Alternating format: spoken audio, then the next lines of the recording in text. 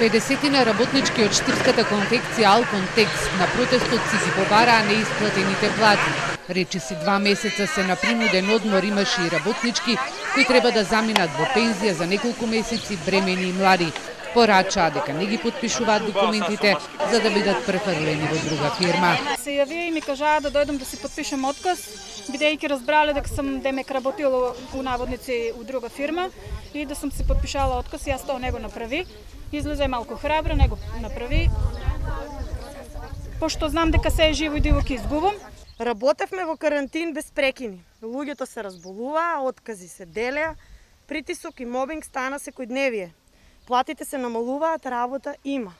Се регистрираат и нови фирми за преку старите да се ослободат од вишокот на вработени. Субвенции од државата редовно се земаат, само за нас плати нема.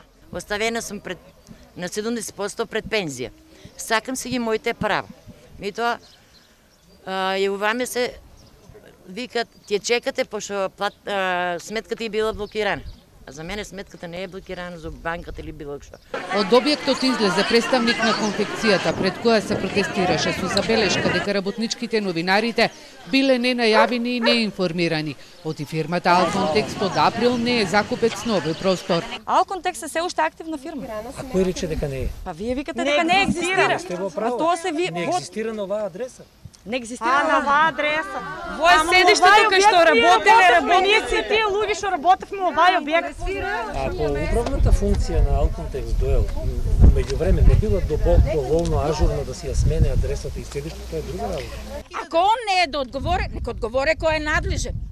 Кој е надлежен? Јас го писмото носам на 70% што ми пишува Алконтекст. Значи тука пишува адресата на писмото. А не го пишува на друго место адресата. Ја го писмото. Еве го писмото, што го пишува? Дека го пишува адреса? Алконтекс доел прегалничка пееше. Тука сме. Дека сме ние. Еве адресата.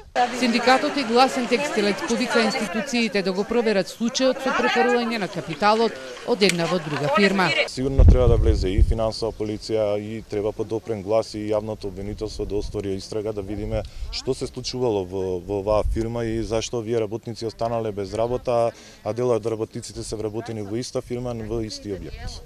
Работничките до крајот на неделава ќе протестираат пред фабриката, а од понеделник ќе одлучат што друго ќе преземат.